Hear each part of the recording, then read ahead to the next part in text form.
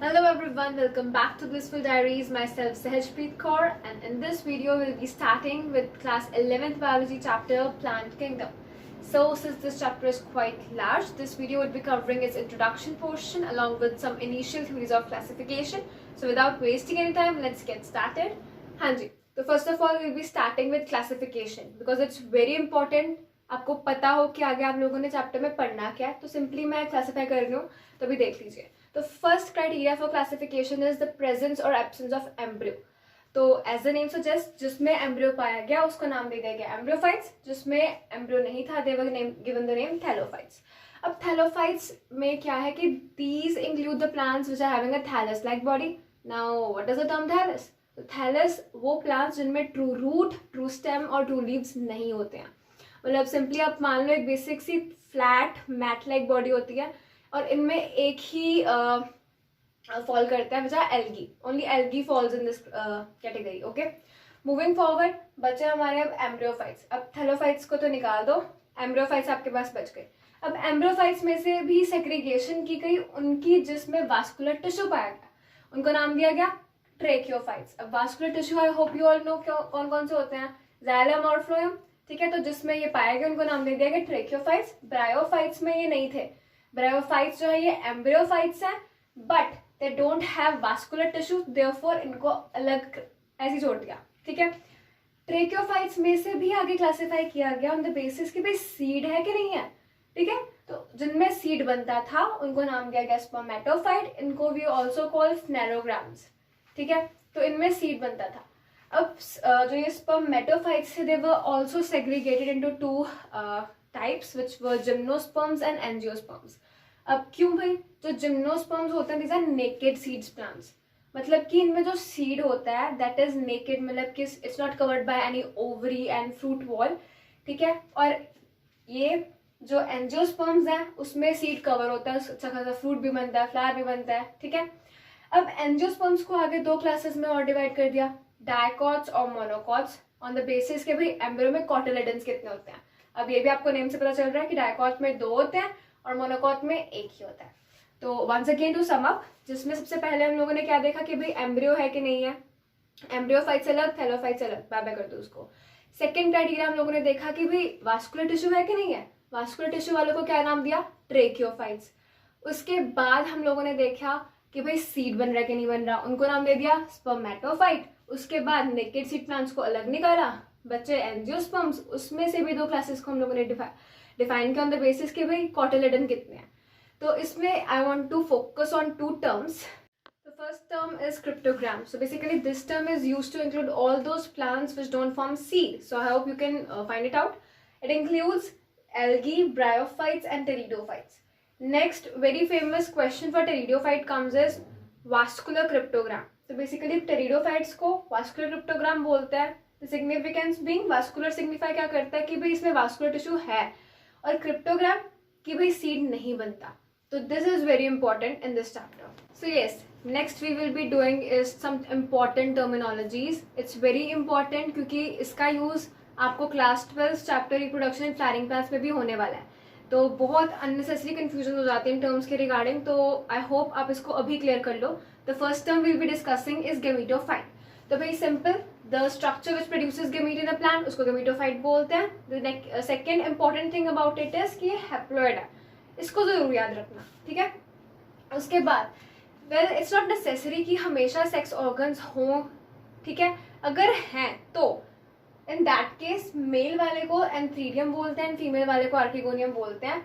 I am again repeating, it's not necessary कि sex organs होंगे होंगे. ठीक है, उसके बाद सेकेंड जो बहुत ही कंफ्यूजिंग चीज़ है वो होती है मोनोशियस डायोशियस के बारे में. ठीक है, तो अगर दोनों के दोनों सेक्स ऑर्गन्स जो हैं वो एक ही प्लांट के ऊपर प्रेजेंट है तो we will be using the term monoecious because they are present on the same plant. And if not, मतलब कि अगर different plants के ऊपर present हैं तो we'll be using the term dioecious. ठीक है, तो the best way to learn is आप ऐसे भी थोड़ा याद कर सकते हो कि different D and D for dioecious. Okay, कि अगर कोई चीज़ अलग अलग की बारे में बात हो रही है तो उसको dioecious बोलते हैं. हाँ जी, the next important terminology is a sporophyte. So basically it is a spore producing structure on a plant body जो कि diploid है.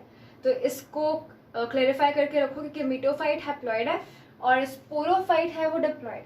ठीक है, अब आगे अगर मैं बढ़ूँ तो स्पोरोफाइट जो है that is a collection of sporophyll. जैसे कि अगर आप लोग एक प्लांट बॉडी उठाते हो, ठीक है, तो प्लांट बॉडी को लो कि प्लांट बॉडी जो है वो एक स्पोरोफाइट है, मतलब कि जो प्लांट आप देख रहे हो that is a diploid structure जिसने आगे जाके हैप्लॉयड स्पोर्स बनाने हैं। ठीक है, अब उसमें से if I take a carpel, ठीक है, तो being a part of the female reproductive system we be using the term mega with it. ठीक है, तो carpel is representing a megasporophyll. अब हमें पता है कि कार्पेल जो है उसमें एक ओवरी भी होती है जिसके अंदर ओव्यूल्स प्रेजेंट होते हैं, तो those ovules are also called as megasporangia, कि जो ओव्यूल है उसके अंदर बहुत सारे डिप्लॉयड मेगास्पोर मदर सेल्स होते हैं जिन्होंने आगे डिवाइड करके मियोसिस करके हैप्लॉयड मेगास्पोर्स बनाने होते हैं। ठीक है, अब ऐसे ही सेम केस हो जाता है with the stamen. Stamen is a part of male reproductive system, तो we will be using the term micro with it. ठीक है, तो जो स्टेमन है इट रिप्रेजेंट्स अ माइक्रोस्पोरोफिल। ठीक है, अब when we'll be doing the structure I would be just discussing with you all। इसके ट्रांसवर्स सेक्शन को आप कट करते हो ना स्टेमन के, तो यू सी माइक्रोस्पोरेंजिया। उसके अंदर जो माइक्रोस्पोरेंजिया है it is a collection of diploid microspore mother cells जो कि आगे सिमिलरली मियोसिस करके माइक्रोस्पोर बनाए। ठीक है, तो this was all about this sporophyte. ठीक है, next will be doing some important classification theorems, मतलब क्लासिफिकेशन क्राइटेरिया जो आए, so let's do them. Hanji, so now we'll be doing some of the classification systems, the first and the oldest one being the artificial system of classification, whose pioneers were Linnaeus and Aristotle. So in your NCERTs it's given Linnaeus, so just go with Linnaeus only. Now this system of classification was based on gross morphological characteristics, मतलब कि बिल्कुल ऊपर से जो हम observable characteristics थे उनके basis पे this system was based. For example the number, colour, habitat, ठीक है, shape of leaves etcetera. Okay, and similarly if I talk it was based on the vegetative characteristics, and among the reproductive characteristics सिर्फ androecium structure was considered, which too was proposed by Linnaeus। ठीक है, and this system failed miserably because equal weightage was given to vegetative and sexual characteristics. This was not possible, we all know, because the plant would try to conserve its sexual characteristics maximally for its future progeny. Okay, vegetative characteristics so वैसे भी with evolution they might change. ठीक है, तो this was a wrong point. Further moving, it separated closely related species। ठीक है, क्योंकि खुद सोचो ना, because it was based on a very few characteristics, जिसके कारण जो था बिल्कुल क्लोजली रिलेटेड स्पीशीज भी एक दूसरे से सेपरेट हो चुकी थी। ठीक है, तो to sum up this system was pioneered by Aristotle and Linnaeus based on raw superficial morphological characteristics, okay, and based on vegetative characteristics and androecium structure proposed by Linnaeus, and it gave equal weightage to vegetative and sexual characteristics, and because it was based on few characteristics the closely related species were separated. Okay, Hanji, the next theory is natural system of classification, which was proposed by George Bentham and Joseph Dalton Hooker. So it was based on natural affinities among the organisms, and the change is that besides considering those morphological characters, this theory also focused on the study of internal features, for example ultrastructure, phytochemistry, anatomy and embryology. ठीक है, moving further comes the most advanced form of classification, which is phylogenetic system of classification proposed by Engler, Prandtl, Takhtajan and Hutchinson. Okay, now this theory is based on evolutionary relationships between the organisms. So it's also written in the NCERT ke two organisms having belonging to the same taxa, they have a common ancestor. ठीक है, like we make a family tree.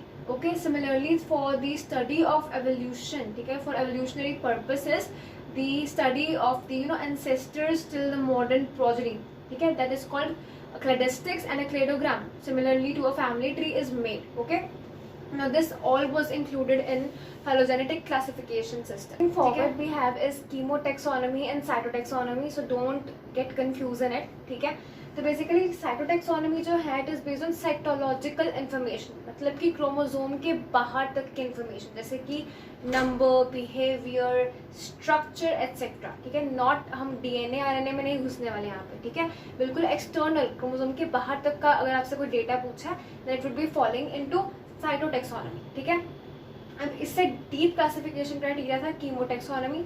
अब वही chemical constituents पे based, जैसे कि DNA है, RNA है, pigment कौन कौन से पिगमेंट्स हैं, ठीक है, सेल वॉल कॉम्पोजिशन क्या है, रिजर्व फूड मटेरियल क्या है, सो ये फॉल करते हैं कीमो टैक्सोनॉमी में, ठीक है। अब इससे अगला जो है classification criteria that is phenetics या फिर न्यूमेरिकल टैक्सोनॉमी।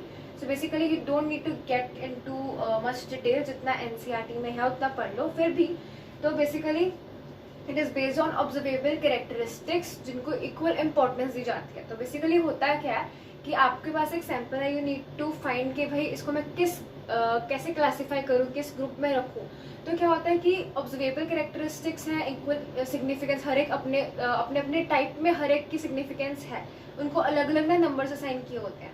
अब मेरा सैंपल जिस कैरेक्टरिस्टिक को मैच करेगा, दैट नंबर्स जो हैं उनको ऐड कर लिया जाता है, एंड थ्रेशहोल्ड वैल्यू जो है उसको पहले से डिफाइन किया होता है। अगर जो मैचिंग स्कोर मेरा बना, if it is more than the threshold value, तो आई विल से कि जो सैंपल है it would be following into that particular group, if not तो भाई वो उस ग्रुप को नहीं बिलोंग करेगा, ठीक है।